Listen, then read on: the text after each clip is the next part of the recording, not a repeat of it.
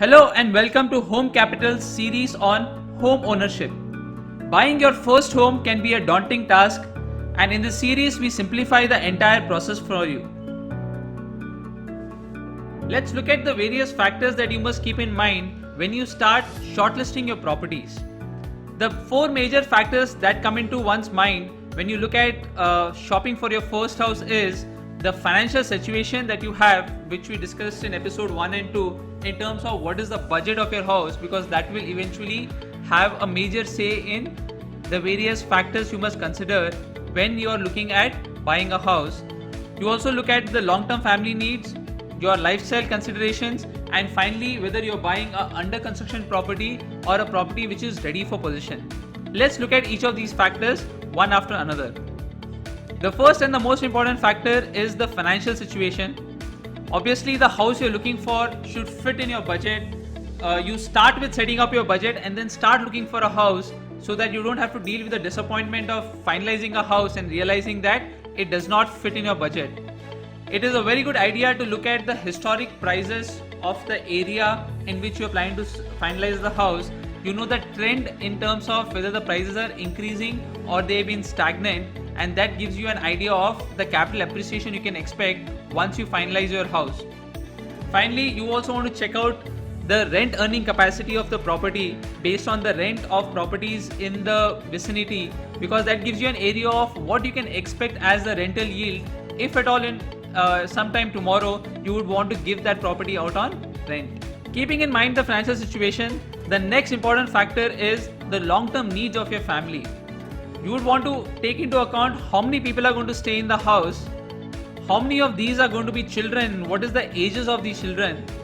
because when you look for a society which has a lot of other children who would be living in the society, that becomes a place where the children start developing their social network, and there are other kids of the same age, and that gives them an opportunity to gel with each other. And if the children are going to be staying with you temporarily, then you know that you can start off with a smaller house because your kids are going to be staying with you only for some time, and maybe eventually they're going to move out. And finally, you want to look at the various members who are going to be living in the house, including you, your spouse and your children. How many of them need access to public transport, and if they use public transport on a daily basis, then you want to keep in mind that you want to look for a place which has access to that public transport, whether it is your bus or a train. In addition to the basic requirements for your family, you also want to take into account your lifestyle considerations. How far is the place from the nearest airport, from the nearest entertainment hub and malls? Because if these are the places you would visit frequently, you would want to choose a place which is close by for ease of living in the future. You also want to check whether the place is close to a central business district or an SEZ, that is a special economic zone, which are basically hubs of generating employment. And if your office can be located at any of these places, then it becomes a charm for you to walk to work every day and walk back to your house without worrying about public transport.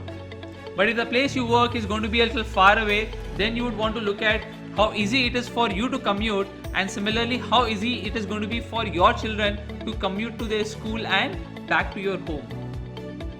While you look at these various factors, one very important factor that you must take into account is what is the stage of construction of the property.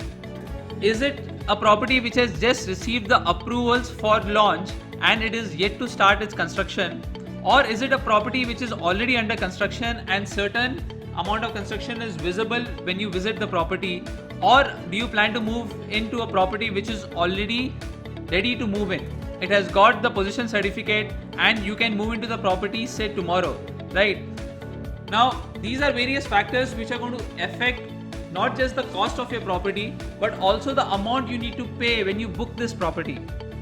Generally, properties which are under construction tend to be at a lower price versus properties which are ready to move in, because of the time gap by which the property will be ready to move in. Also, the amount of loan that is sanctioned by your bank, it is going to vary based on the stage of construction of the house. If it is just at a launch phase, you are going to be sanctioned a very small amount of the loan, and as and when a certain slab construction is completed with respect to the flooring of the property, that is when further funds are released by the bank directly to the developer. So whether you go for an under construction property or a ready to move in property is a decision which requires a lot of thought, because although you have the benefit to move into a property which gives you access to the property immediately when the property is ready to move in, it's going to definitely be more expensive than looking at a property which is under construction today. If you decide to go ahead with a property which is under construction, it is very important for you to keep in mind that you should look at the history of the developer so that you are sure that you will get the property on time. If the developer has a shoddy history of not completing on time, then maybe you should consider the fact that you should look at a ready home instead of looking at under construction properties. The difference between both is going to be that if you buy an under construction property, your EMIs will start only after you get a possession of the property. So if it's going to take 2 years for the developer to give it to you, for 2 years you're going to have to pay only the interest on the loan, and the EMIs will start only after you get a possession of the property. But if you decide to move into a ready to move in property, then your EMIs start immediately from the day you decide to purchase the property and have it registered in your name. You do not switch homes every year, and that is why it requires that you do a thorough research of the same, and there is nothing wrong in spending weeks finalizing your property, thoroughly looking at as many as properties you want to look at. But when you finalize one, you know that it's going to stay with you for many years, right? So you would want to do a thorough research and be extremely happy and satisfied about the various factors we discussed before you finalize a property. Recapping this episode for you, we talked about the various factors you should look for when you start thinking about buying a house. We talked about the factors you must consider when you're shortlisting a particular locality in which you want a property, and then the steps you should take to shortlist the developer who's going to be able to fulfill your requirements. And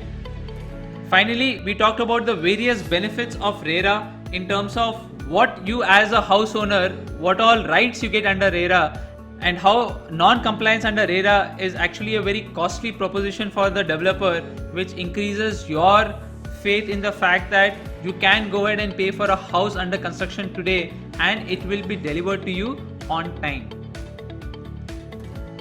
In the next episode, we will talk about understanding what exactly is down payment and how much of a down payment you should make and how you can go about funding that down payment. The Home Capital community assists and guides you successfully through your journey of home ownership. Join India's first community of home buyers and homeowners and take a step towards home ownership.